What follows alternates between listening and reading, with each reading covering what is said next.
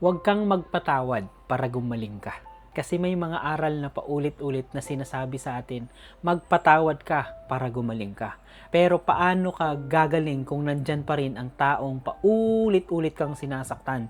Pinapatawad mo, bumabalik ka, umuulit siya. Hindi yan healing, cycle yan ng pain. Kaya linawin natin to ang kapatawaran na walang hangganan at walang pagbabago, self-betrayal. Kung manloloko siya at paulit-ulit, hindi ka nagiging mabait sa pagpapatawad, nagiging available ka sa pananakit. At sa bawat okay lang, unti-unting nawawala ang respeto, unti-unting nauubos ang tiwala mo sa sarili mo, unti-unting nasasaktan ka ng sobra. So remember this, healing hindi laging patawad, minsan pag-alis.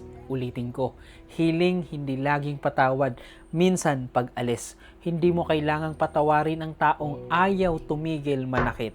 Ang kailangan mo, alisin siya.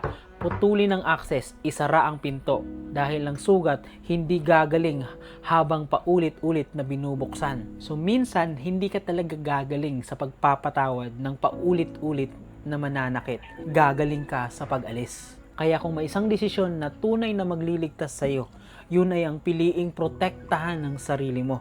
Hindi lahat ng tao kailangang patawarin ngayon. May mga tao talagang kailangan mo nang alisin dahil ang healing hindi pagbabalik kundi paglayo.